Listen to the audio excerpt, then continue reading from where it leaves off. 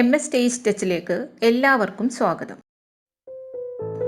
ഇന്ന് നമ്മൾ ഉണ്ടാക്കുന്നത് നമുക്ക് എല്ലാവർക്കും ഇഷ്ടപ്പെട്ട ഒരു സ്നാക്കാണ്. നമ്മുടെ നാടൻ പഴംപൊരി.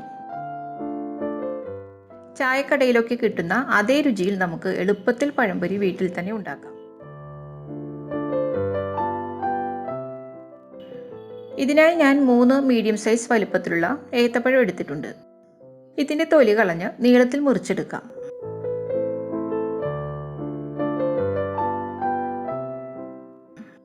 പഴം നല്ല പഴുത്ത പഴമായിരിക്കണം. എന്നാൽ കൂടുതൽ പഴുത്ത പഴമാകരുത്, അതുപോലെ അത്ര പഴുക്കാത്ത പഴവുമാകരുത്.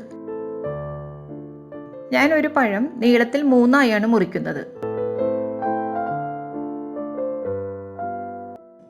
ഈ ഒരു തിക്നെസ്സിലാണ് മുറിച്ചെടുത്തത്. ഇനി നമുക്കിതിൻ്റെ ബാറ്റർ തയ്യാറാക്കാം. ഈ ബൗളിലേക്ക് 1 കപ്പ് മൈദ ഇട്ട് കൊടുക്കാം. ഇതിലേക്ക് 1 ടേബിൾ സ്പൂൺ അരിപ്പൊടി ചേർക്കാം. ഇടിയപ്പത്തിനൊക്കെ എടുക്കുന്ന അരിപ്പൊടിയാണ് ചേർക്കുന്നത്. ഇനി 1 ടേബിൾ സ്പൂൺ പഞ്ചസാര ഇട്ട് കൊടുക്കാം. 1/2 ടീസ്പൂൺ ഏലക്കാപ്പൊടിയും 1/4 ടീസ്പൂൺ ഉപ്പും 1/4 ടീസ്പൂൺ സോഡാപ്പൊടിയും ചേർക്കാം. ഇനി കളറിനായിട്ട് ഒരൽപ്പം മഞ്ഞൾപ്പൊടി കൂടി ചേർക്കുന്നുണ്ട്. ഫുഡ് കളർ ചേർക്കണമെന്നുള്ളവർക്ക് യെല്ലോ ഫുഡ് കളർ ചേർത്താലും മതി. എല്ലാം കൂടി ഒന്ന് മിക്സ് ചെയ്യാം. ഇനി ഞാൻ ഇതിലേക്ക് ചേർക്കുന്നത് 1/2 കപ്പ് തൈരാണ്. അധികം പുളിയില്ലാത്ത തൈരാണ് ചേർക്കുന്നത്. തൈര് ചേർത്താൽ പഴംപൊരിക്ക് നല്ല ടേസ്റ്റും നല്ല സോഫ്റ്റ്നെസ്സും ഒക്കെ കിട്ടും.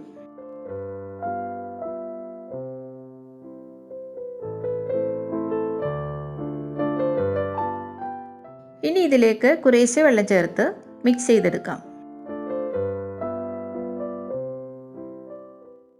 ബാറ്റർ അധികം ലൂസായും അധികം തിക്കായും പോകരുത്.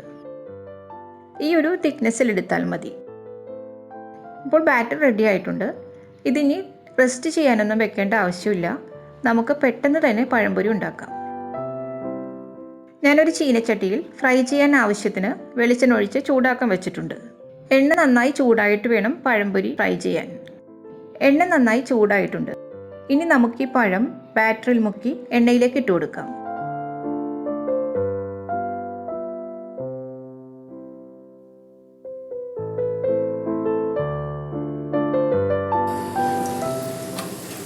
ഒരു മീഡിയം ഫ്ലെയിമിൽ ഫ്രൈ ചെയ്തെടുത്താൽ മതി.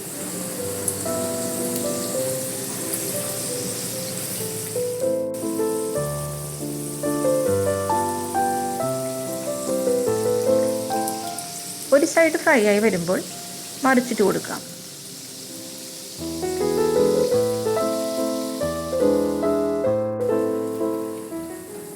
ഇപ്പോൾ ഇതിൻ്റെ 2 സൈഡും ഫ്രൈ ആയി വന്നിട്ടുണ്ട്. നമുക്കിതൊരു പാത്രത്തിലേക്ക് മാറ്റാം.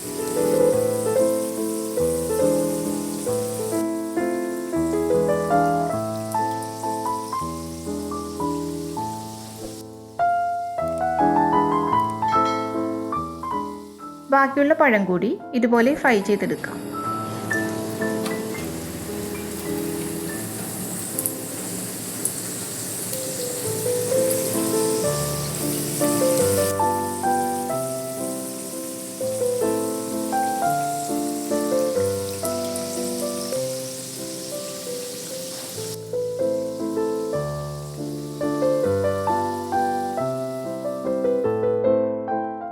നമ്മുടെ ടേസ്റ്റിയായ പഴംപൊരി റെഡി ആയിട്ടുണ്ട്.